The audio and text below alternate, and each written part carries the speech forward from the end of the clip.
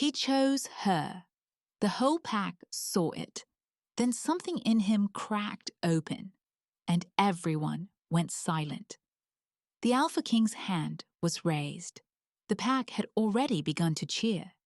His wolf stopped the moment it caught her scent. His hand was still in the air when his wolf tore through the leash. The cheering died like a fire doused with water. He walked past her sister. He walked past the entire pack. He stopped in front of me and said, "Mine." He chose her. The whole pack saw it. Then something in him cracked open, and everyone went silent. The word hung in this air like frost on a winter morning. Mine. 1 syllable, 3 letters. A claim that should have been impossible, spoken with a certainty that made the ground feel unsteady beneath my bare feet. The stone dais was cold. I had been standing on it for what felt like hours, though the sun had barely moved. The grey wool of my dress did nothing against the wind that cut across the clearing, lifting the hem against my calves. I kept my hands clasped in front of me, my shoulders rounded, my gaze fixed on the weathered grey slab beneath me. I had learned, over 17 years, how to make myself small, how to be overlooked, how to stand at the back of a room and let the attention flow past me like water around a stone. The silence stretched. I could feel the weight of every eye in the clearing pressing against my skin. Hundreds of them. The pack had gathered in full, elders in their dark cloaks, younger wolves with their hands clenched at their sides, mothers holding children close. They had come to watch the choosing. They had come to see the Alpha King claim a bride. They had not come to see him stop in front of me. I heard my sister before I saw her. A sharp, gasping cry, torn from somewhere deep in her chest. The sound of it cut through the silence like a blade. Then my mother's voice, rising from somewhere to my left. A name, my sister's name, spoken in a tone I had never heard her use before. Not anger, fear. The pack began to murmur. It started low, like the rumble of distant thunder, building as voices overlapped and multiplied. I heard fragments, impossible, unprecedented. How? What does this mean? The words tumbling over each other, none of them forming a complete thought. The crowd was a body that had just received a blow it could not understand. The Alpha King did not move. He stood in front of me, his back to the pack, his platinum blonde hair catching the grey light. He was tall, broad-shouldered, the kind of presence that seemed to take up more space than a single man should. His boots were planted wide on the stone. His arms were crossed. He had not uncrossed them since he spoke. I could smell him. Pine and iron and something else. Something I had no name for. Something that made the air in my lungs feel heavier. The silver crescent moon stud in my left earlobe was cold against my skin. The pearl pendant at my collarbone felt like a small, hard stone pressing into my chest. The murmuring grew louder. A voice rose above the rest, low, rumbling, carrying the weight of years. An elder. I did not turn to see which one. I knew the voice. It belonged to a man who had been on the council before I was born, who had seen 3 Alpha Kings take the throne, who spoke only when he had something that needed to be said. Unprecedented. The word landed like a stone dropped into still water. The murmuring stopped. The silence that followed was different, sharper, more attentive. The elder spoke again, his voice carrying across the clearing without effort. The choosing is sacred. The bond is not made by will. It is recognized. If the Alpha King claims a mate, the wolf must answer. There is no precedent for a claim made without the wolf's acknowledgement. I felt the weight of his words settle around me. The pack was listening. The elders were watching. The Alpha King had made a move that did not fit the pattern, and the pattern was everything. The pattern was the thing that kept the pack from tearing itself apart. The Alpha King turned his head, slowly, deliberately. His pale grey eyes swept across the crowd, and the silence deepened. He did not look at the elder. He did not look at any single face.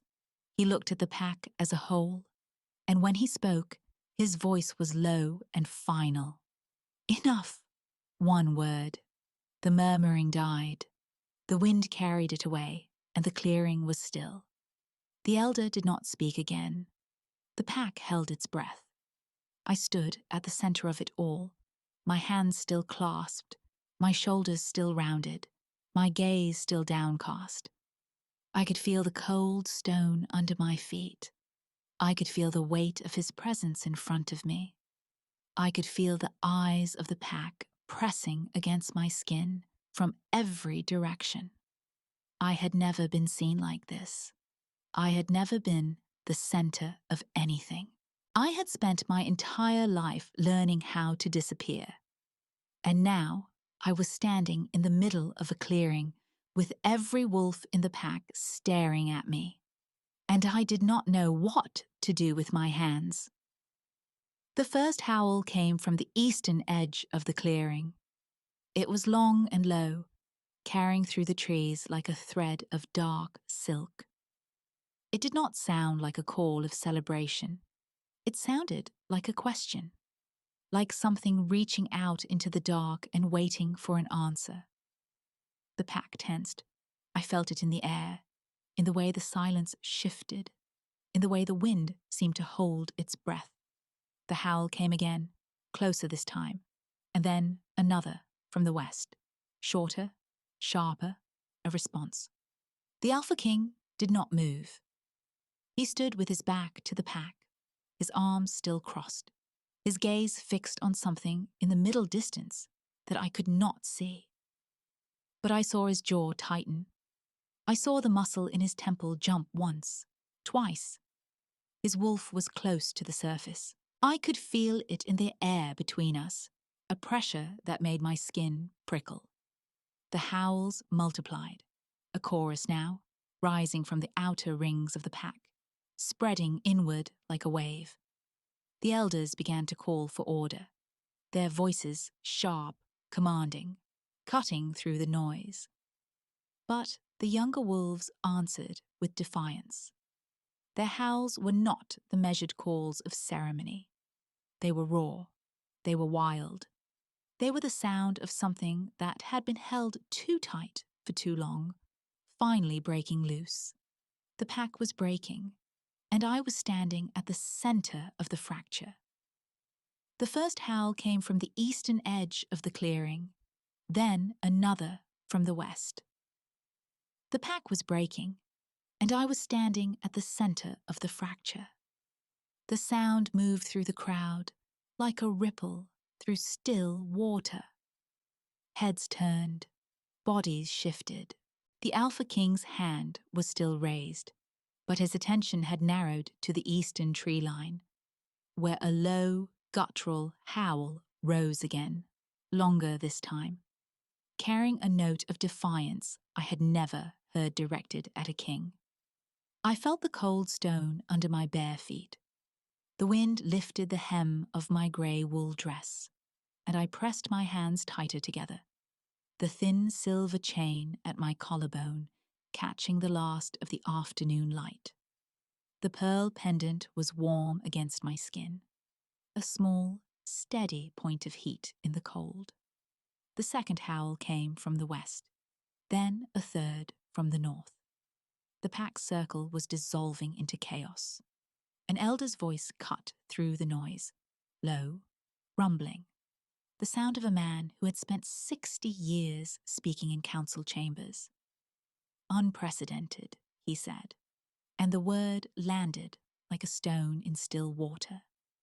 Heads nodded, murmurs rose. The Alpha King turned.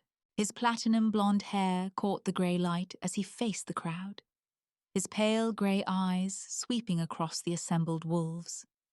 His jaw was set, his hands at his sides, and when he spoke, his voice carried no heat and no hesitation. Enough.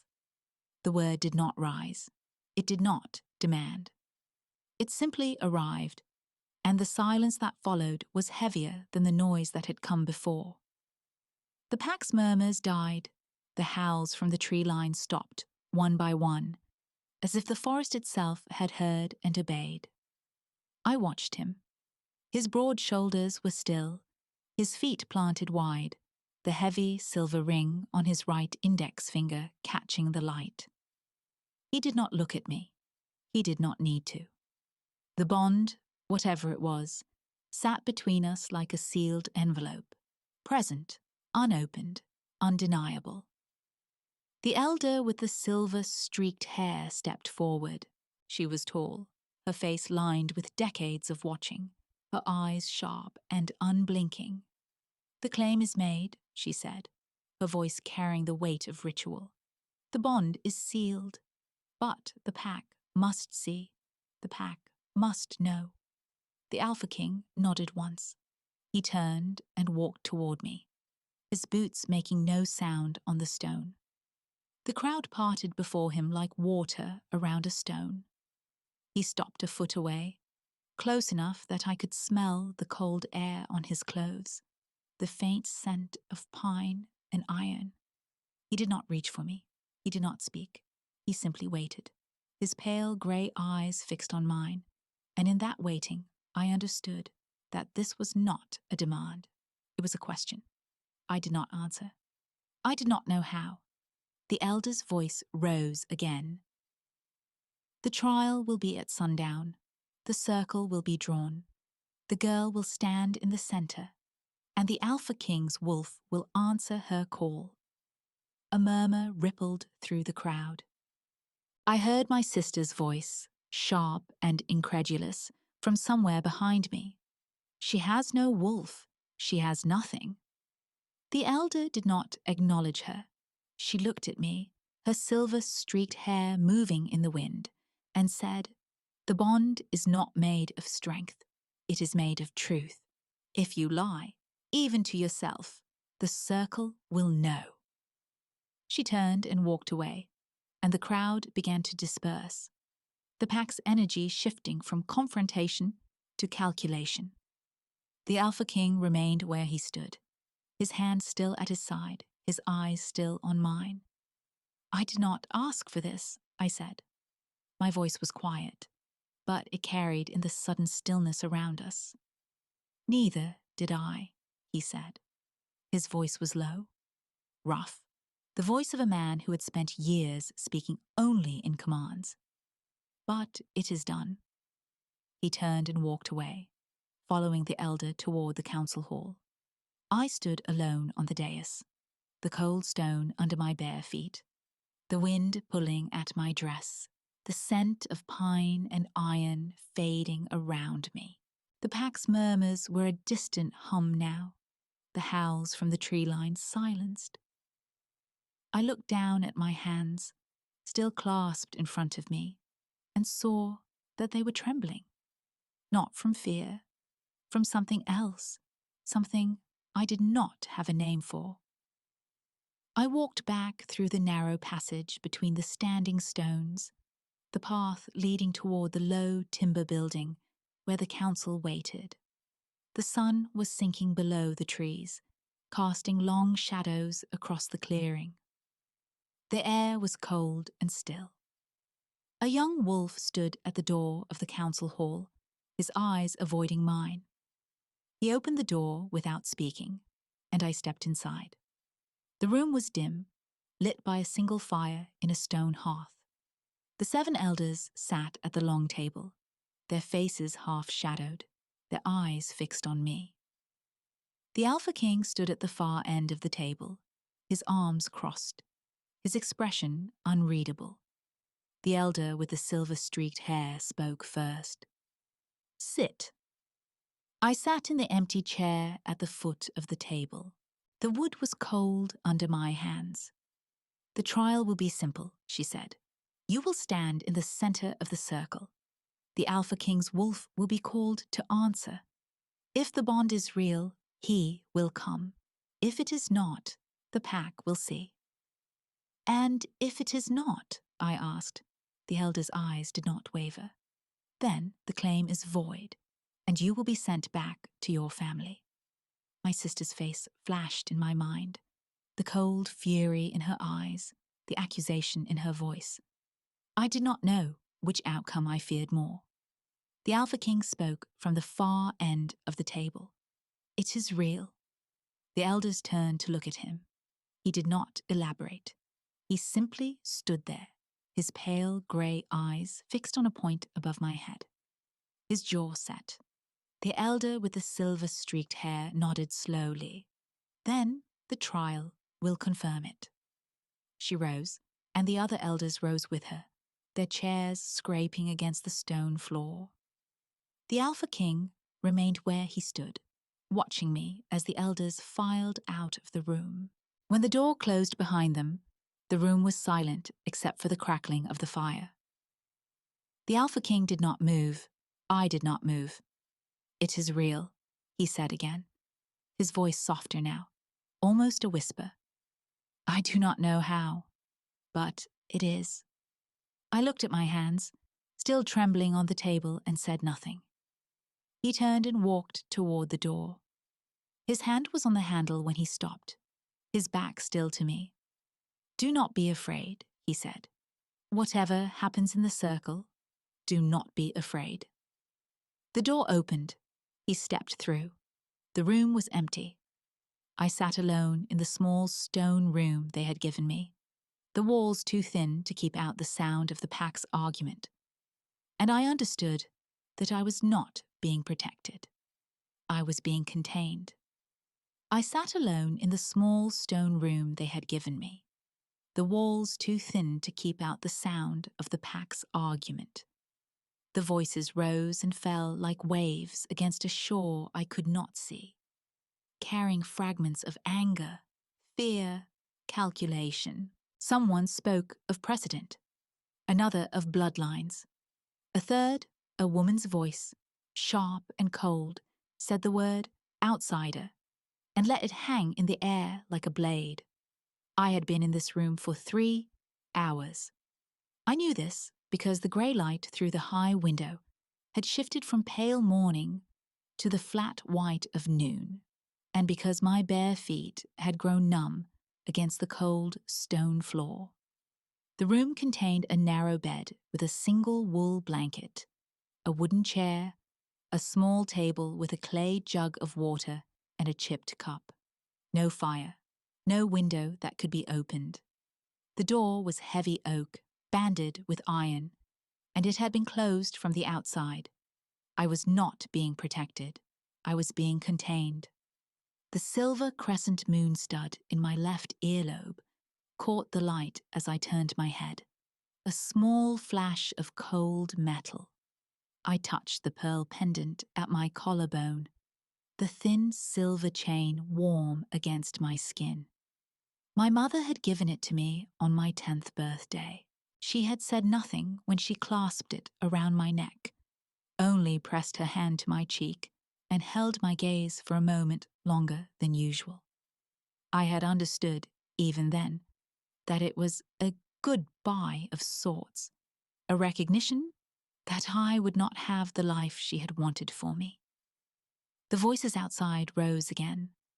I caught the Alpha King's name, spoken with a weight that made the air in the room feel thinner.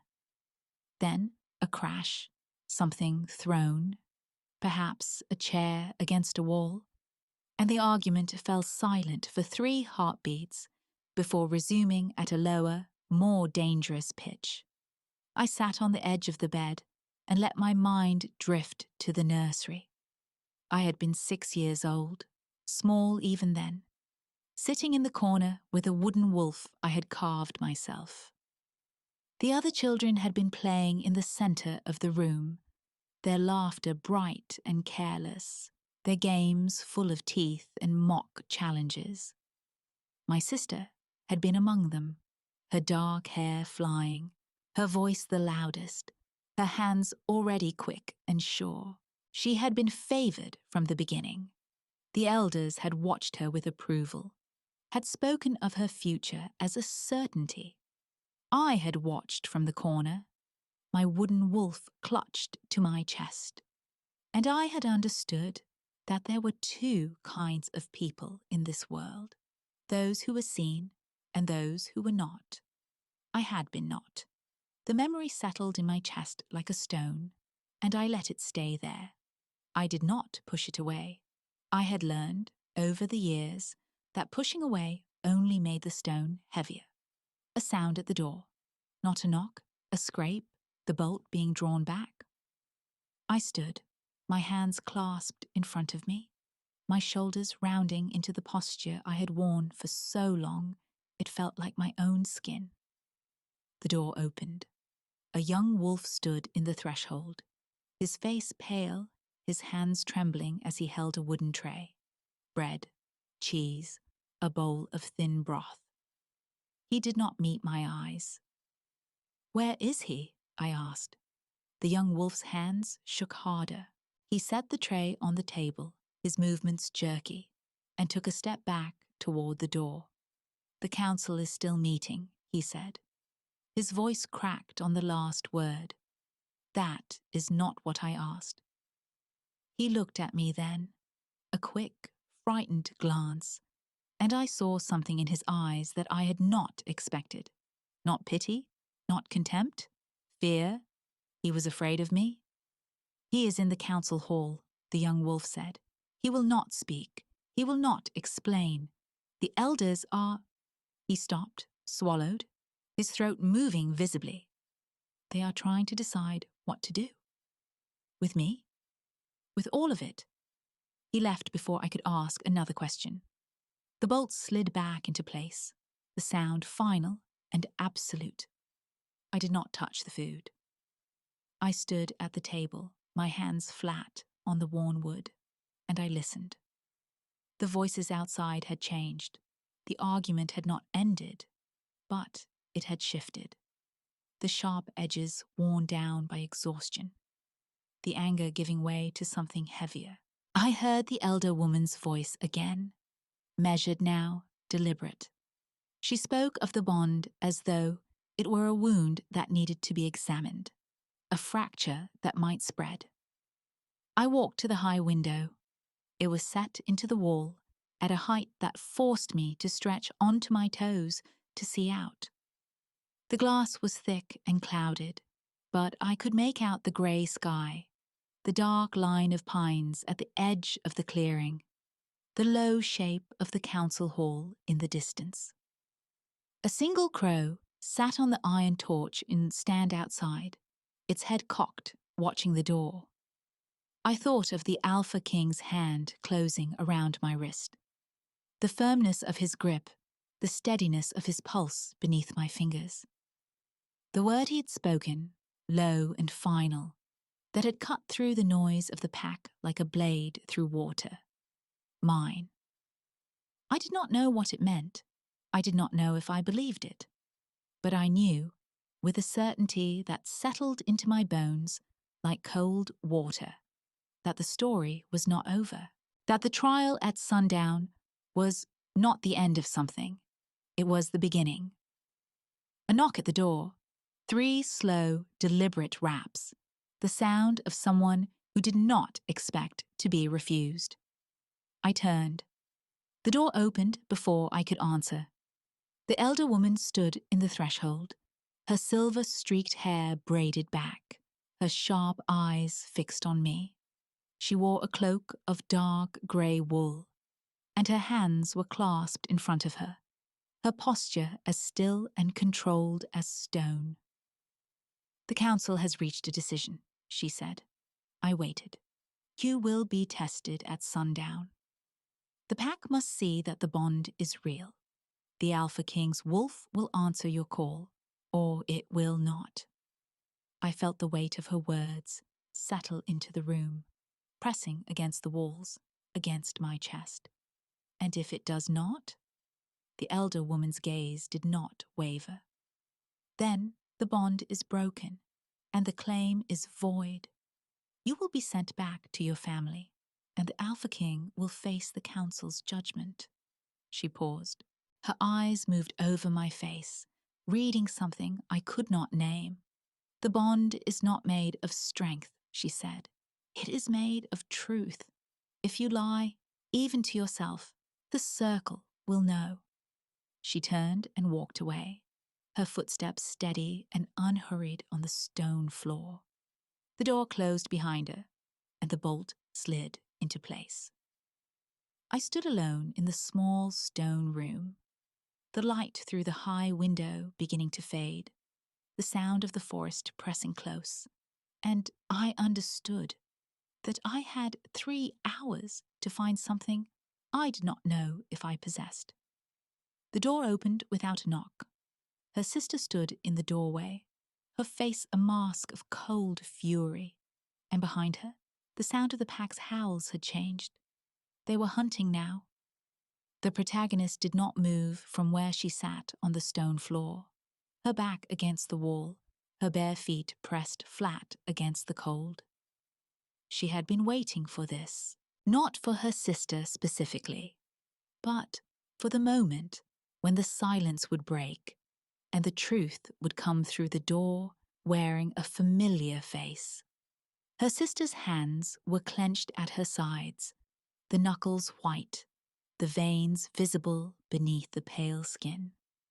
She was taller than the protagonist, broader in the shoulders, with the same dark hair pulled back in a tight braid, and the same dark eyes that now held nothing but contempt. She had been the favored one, the one the pack had watched grow, the one who had been promised to the Alpha King since before either of them understood what a promise meant. You did this, her sister said. The words came out flat, without accusation, as if she had already decided the truth and was simply stating it for the record. The protagonist shook her head slowly. I did not. You were in the clearing. You were standing where I was supposed to stand. You lifted your eyes at the wrong moment and he saw you. I was not trying to be seen. Her sister stepped into the room, and the door swung shut behind her with a heavy click.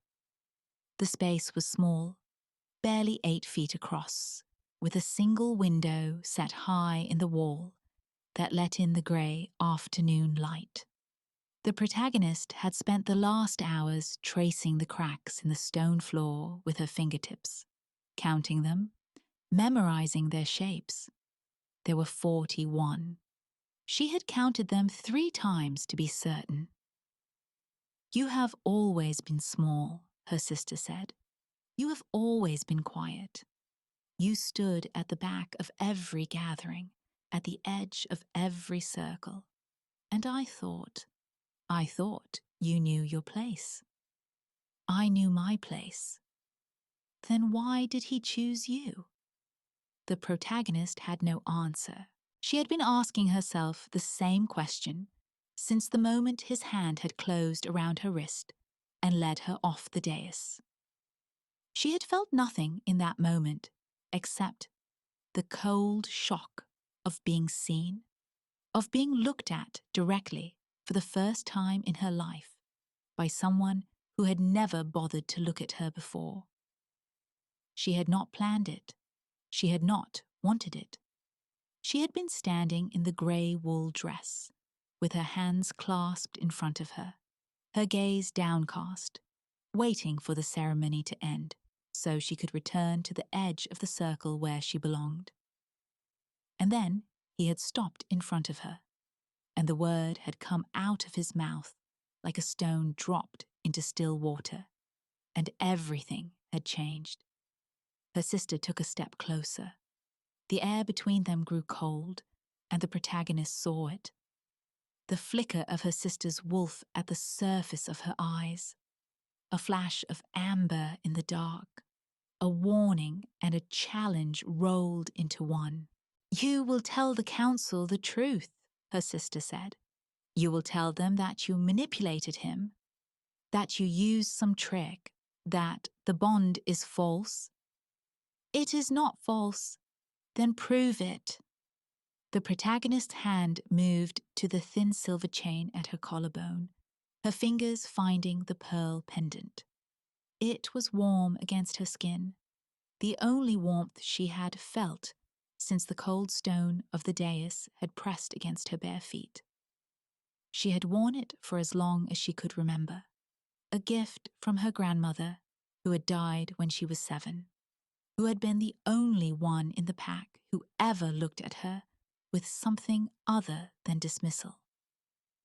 I do not have to prove anything to you, the protagonist said quietly. Her sister's face twisted. The wolf flickered again, stronger this time, and the protagonist felt the weight of it pressing against her chest.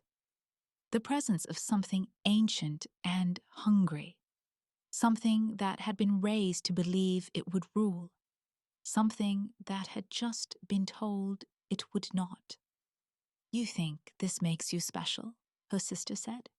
You think because he chose you, you are something more than the girl who stood at the back of every room, the girl no one remembered, the girl who was always in the way.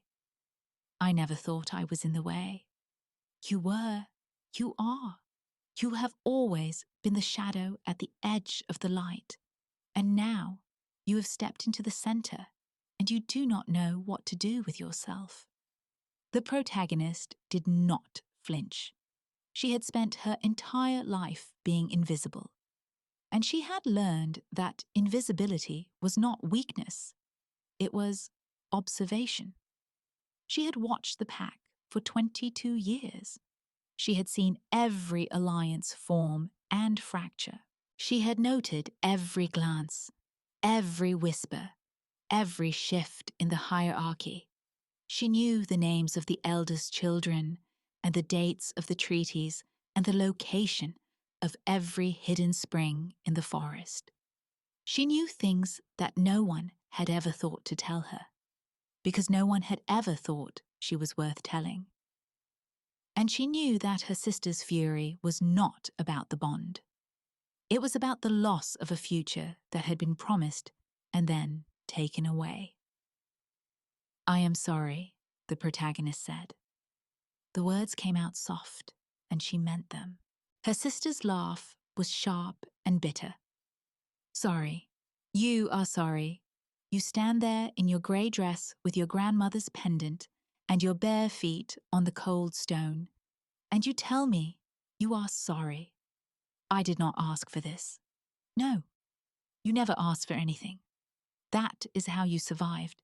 That is how you always survived, by asking for nothing, by taking nothing, by being nothing.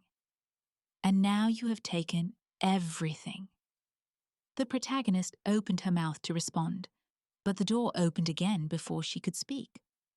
The silver-haired elder stood in the doorway, her sharp eyes moving between the two sisters, her expression unreadable.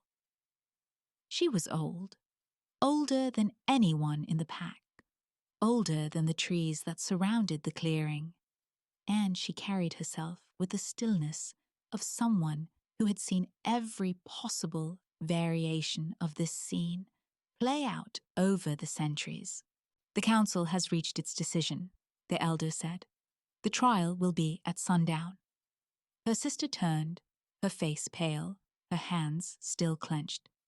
She does not have a wolf. She cannot call him. The trial will prove nothing. The trial will prove what it always proves, the elder said.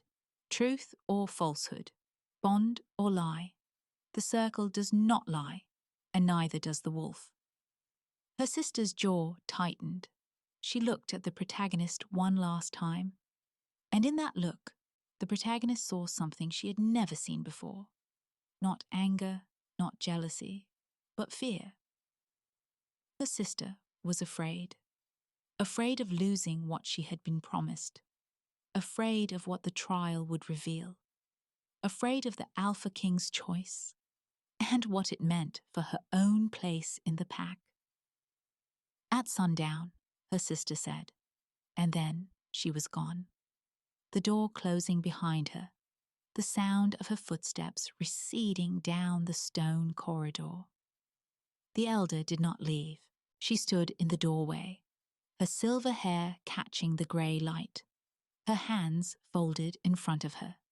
She was wearing a dark cloak that fell to her ankles, and the protagonist noticed that her hands were bare. No rings, no bracelets, nothing to mark her status, except the quiet authority in her voice. "You are afraid," the elder said. "Yes." "Good.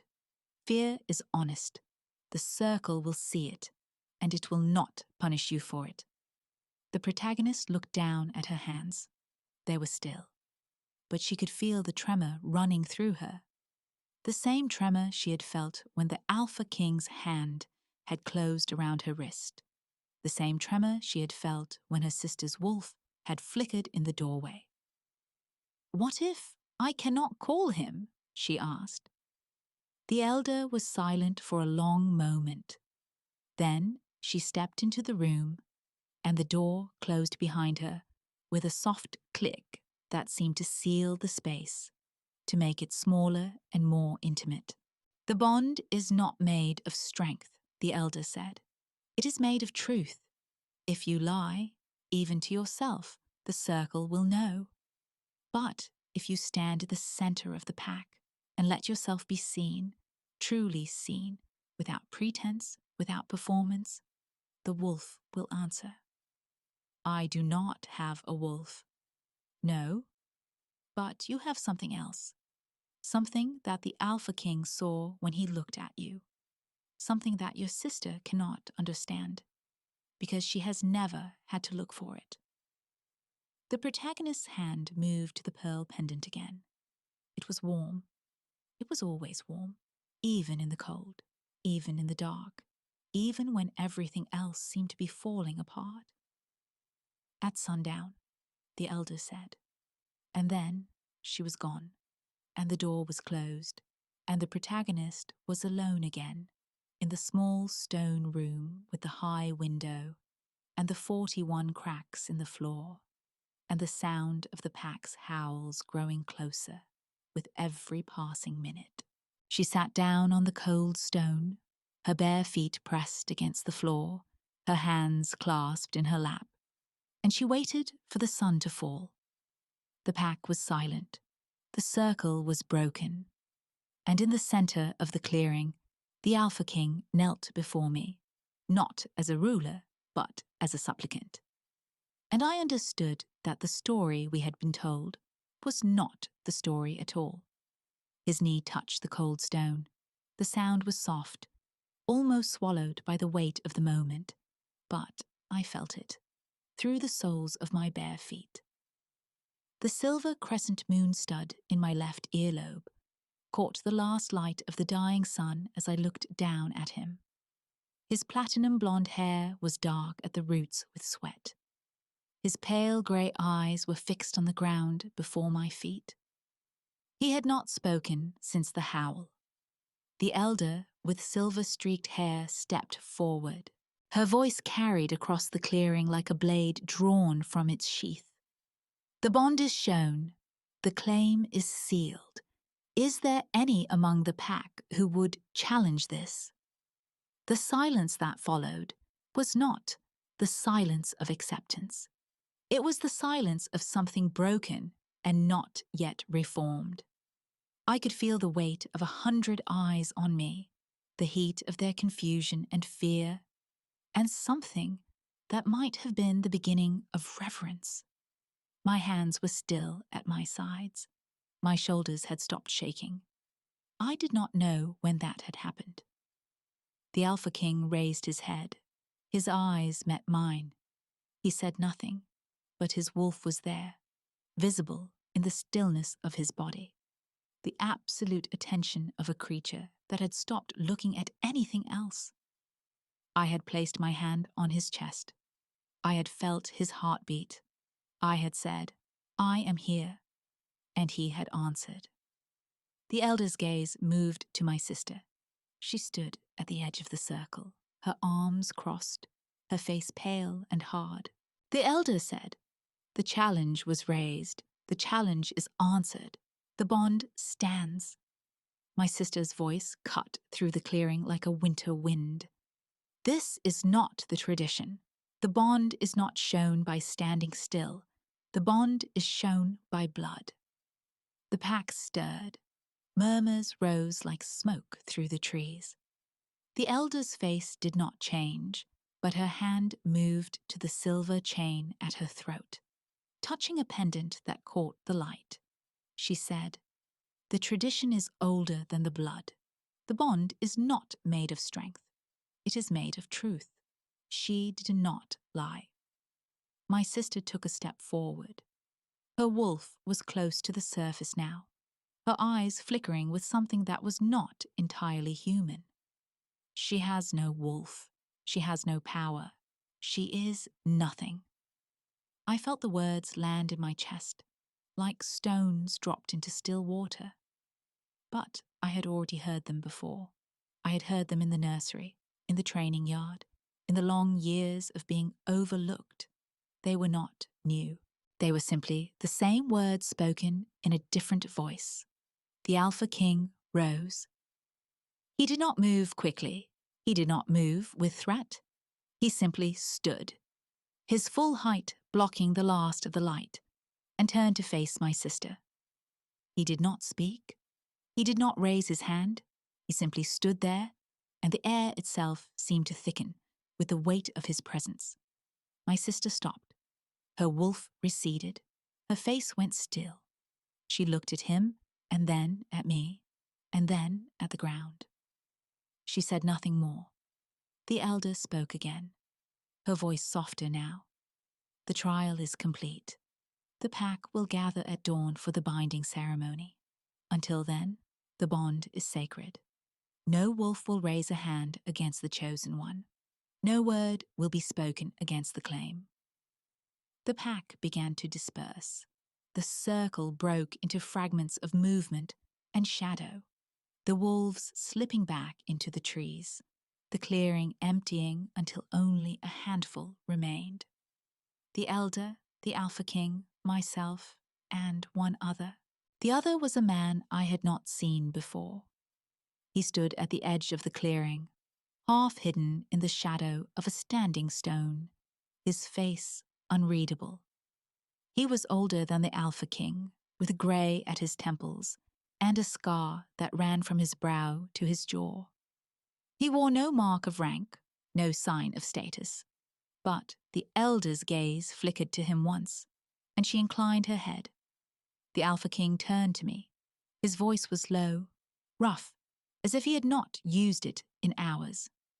"You will come with me." It was not a question. It was not a command.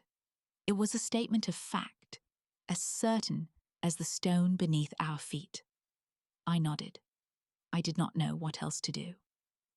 He led me away from the clearing, through a narrow path between the trees, the dark closing in around us.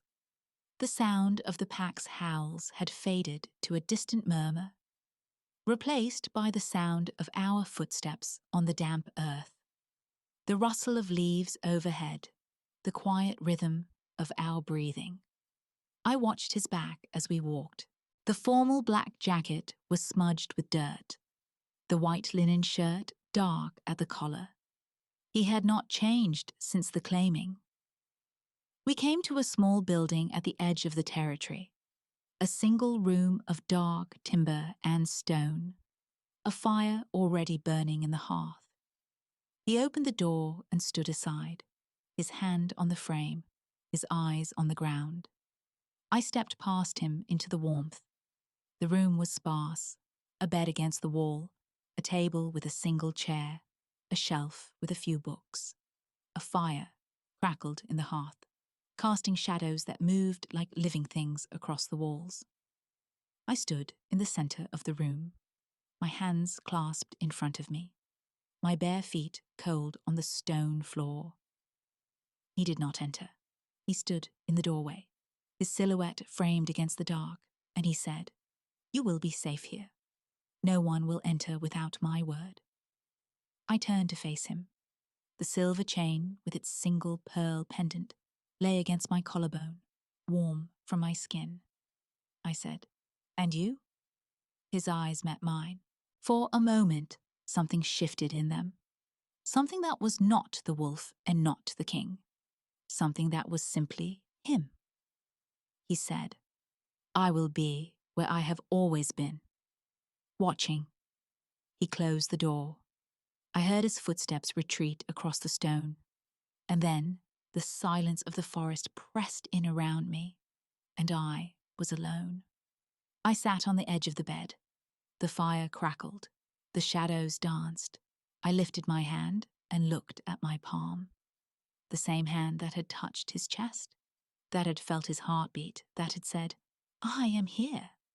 I did not know what I had done. I did not know how I had done it. But I knew, with a certainty that had no source and no reason, that the story we had been told was not the story at all. The Alpha King had knelt before me, not as a ruler, but as a supplicant, and I had placed my hand on his chest and said, "I am here," and he had answered. The fire settled, the night deepened, and somewhere in the dark beyond the walls, the pack was gathering, the howls rising and falling like a tide, and the binding ceremony waited at dawn. I did not sleep. I sat in the firelight, my hands in my lap, the silver crescent moon stud in my ear catching the glow, and I waited. The door would open again. I knew that. And when it did, I would be ready.